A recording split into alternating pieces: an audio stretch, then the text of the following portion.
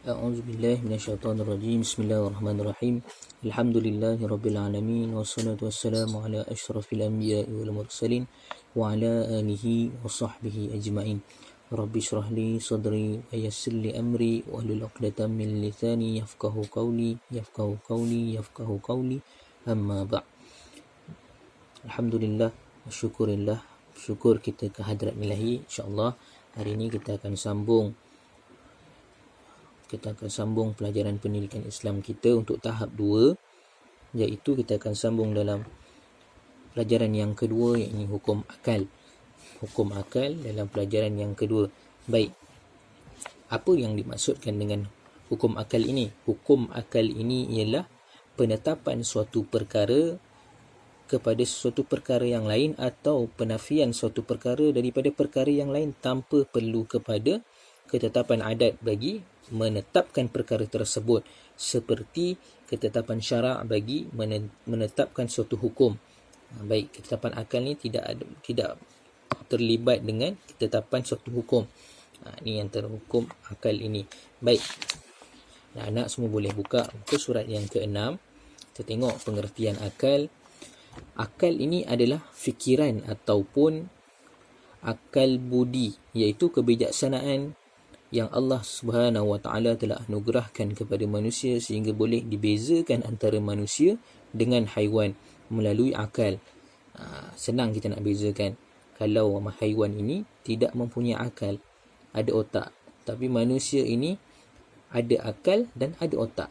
Itu maknanya manusia ni mampu berfikir, tapi haiwan dan binatang-binatang ini tak boleh berfikir sebab mereka ini tiada akal, hanya manusia yang ada akal. Baik, yang pertama, menerima ilmu nazari, iaitu pengetahuan yang memerlukan fikiran. Yang kedua, mentadbirkan segala pekerjaan yang halus dan yang sulit. Yang ketiga, mendapat sumber penghasilan yang bermanfaat dan kebahagiaan. Baik, ini 3 perkara ini yang akal manusia boleh kerjakan. Pengetahuan, boleh terima ilmu. Yang kedua, boleh mentadbir, boleh menyusun segala gerak-gerik kehidupan kita. Yang ketiga, mendapat sumber penghasilan yang bermanfaat untuk kebahagiaan. 3 perkara ini. Baik, tapi akal yang sejahtera, waras dan sihat tidak akan dapat dicapai sekiranya akal itu bersendirian. Maka akal mestilah berpandu kepada syarak. Maknanya bukan akal semata-mata. Kalau kita ikut akal semata-mata, kita akan jadi orang yang sesat. Semua benda nak ikut hukum akal, semua benda nak ikut logik akal, maka kita akan jadi orang yang sesat. Tapi apabila akal itu difikirkan, kemudian kita berpandukan dengan Al-Quran Sunnah, kemudian kita berpandukan dengan hukum syarak, maka akal itu akan jadi waras, sihat dan sejahtera. Demikian jugalah syarak tidak boleh berjalan mengikut apa yang dikehendaki, melainkan dengan akal yang sempurna. Baik, apabila kita nak ikut hukum syarak, perlulah dengan adanya akal yang sempurna. Ini tak kalaulah kita mabuk, tiba-tiba kita nak sibuk nak ikut hukum syarak. Tiba-tiba saksi tak cukup, apa tak cukup, kita terus jatuhkan hukuman tanpa usul periksa. Maka hukuman tersebut akan menzalimi orang lain. Baik, nak guna syarak perlu ada akal yang sihat. Nak guna akal yang sihat perlu ada panduan daripada hukum syarak itu sendiri. Baik, kita tengok pula apakah tugas-tugas akal ini. Tugas-tugas akal, yang pertama, tugas akal dalam ilmu tauhid ada 3. Yang pertama adalah menghukumkan suatu itu mesti ada. Menghukumkan suatu itu mesti ada. Yang kedua, menghukumkan suatu itu mesti tiada. Perlu ada, hukumkan suatu ada, ataupun hukumkan suatu mesti tiada. Yang ketiga, menghukumkan sesuatu itu boleh ada ataupun boleh tiada. Ini yang dinamakan tugas akal. Baik, tengok pula pembahagian hukum akal. Hukum akal terbahagi kepada 3 bahagian. Yang pertama, wajib akli. Wajib akli ni apa? Mesti ada dan akal tidak boleh terima ketiadaannya.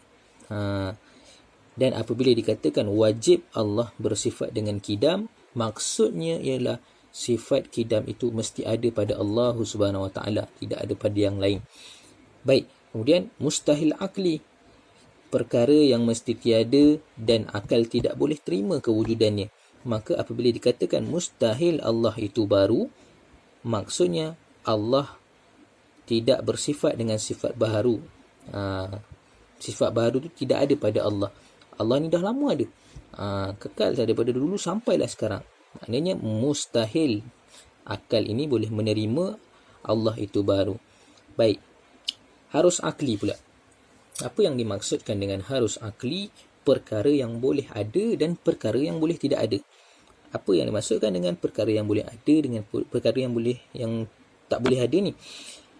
Baik, maksudnya adalah seperti keadaan seorang yang ada kalanya bergerak ataupun diam. Kejap dia bergerak, kejap dia diam. Maknanya kadang-kadang ada, kadang-kadang tidak ada. Maknanya ini berfokuskan tentang makhluk-makhluk Allah. Baik. Tersambung lagi bahagian wajib akli. Apa yang dimaksudkan dengan bahagian wajib akli ini? Bahagian wajib akli ini terbahagi kepada dua bahagian, iaitu wajib akli daruri dan wajib akli nazari. Wajib akli daruri menetapkan sesuatu itu mesti ada tanpa memerlukan kepada perbahasan dan penelitian. Mesti ada tanpa ada perbahasan, tanpa ada tanda tanya. Allah ada, mana Allah? Tak perlu ada tanda tanya. Mesti Allah itu ada. Okey. Baik. Dan contohnya adalah menghukumkan secara pasti satu itu separuh daripada dua. Baik, itu yang dinamakan sebagai wajib akli daruri. Kemudian wajib akli nazari pula, akal menetapkan sesuatu itu mesti ada tetapi memerlukan kepada perbahasan dan penelitian serta mendatangkan dalil-dalil kepada ketetapan tersebut. Contohnya wajib wujud Allah yang menjadikan alam ini. Wajib wujud Allah yang menjadikan alam ini. Okey. Baik. Tidak mudah, maka kita ni tidak mudah menetapkan Allah itu wajib wujud, melainkan dengan diadakan perbahasan dan mendirikan dalil-dalilnya. Baik. Bahagian mustahil akli. Apa yang dimaksudkan dengan mustahil akli ini? Mustahil akli terbahagi kepada dua bahagian, iaitu mustahil akli daruri dan mustahil akli nazari. Mustahil akli daruri menetapkan sesuatu itu mesti tiada tanpa memerlukan kepada perbahasan. Contoh, akal tidak boleh menerima baharu satu itu separuh daripada tiga. Yang kedua, mustahil akli nazari, akal menetapkan sesuatu itu mesti tiada tetapi memerlukan kepada perbahasan dan penelitian serta dalil-dalil kepada ketetapan tersebut. Contohnya, akal tidak boleh menerima adanya Tuhan yang selain Allah Subhanahu wa taala. Itu dinamakan sebagai mustahil akli nazari. Okey, baik. Bahagian harus akli pula. Kita dah kenal apa dia wajib akli. Kemudian kita dah kenal mustahil akli. Kemudian kita tengok pula harus akli. Apa dia harus akli? Akal menetapkan sesuatu itu boleh menerima ada dan tiada tanpa memerlukan kepada perbahasan dan mendatangkan dalil. Contohnya, akal menetapkan keadaan seseorang itu ada kalanya ia bergerak, ada kalanya ia diam. Ini yang dinamakan sebagai harus akli daruri. Kemudian harus akli nazari. Harus akli nazari ini, akal menetapkan sesuatu itu boleh diterima atau tidak, tetapi memerlukan kepada perbahasan dan perlu mendatangkan dalil-dalil. Baik, contohnya akal menetapkan harus Allah memberi pahala kepada orang Islam yang tidak beramal. Harus Allah memberi pahala kepada orang Islam yang tidak beramal. Itu contoh kepada harus akli nazari. Baik. Tanda-tanda yang menunjukkan hukum akal. Yang pertama, sekiranya didapati selepas perkataan wajib ada perkataan bagi atau pada, maksudnya wajib akli.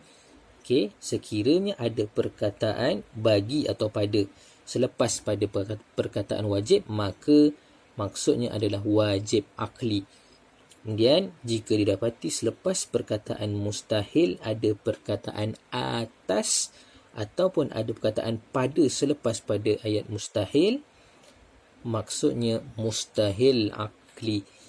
Dan jika didapati adanya perkataan wajib dan selepasnya itu ada perkataan atas ataupun perkataan atas, maksudnya wajib syar'i, perkara yang jika diperbuat dapat pahala dan jika ditinggalkan dapat dosa. Itu yang dinamakan sebagai wajib atas tadi, iaitu maksudnya wajib syar'i. Baik, itu sahaja untuk hari ini. InsyaAllah kita akan sambung lagi pelajaran kita yang akan datang. Kita akan sambung akhlak pula dalam tajuk adab bertanya, insyaAllah. Okay. Assalamualaikum warahmatullahi taala wabarakatuh.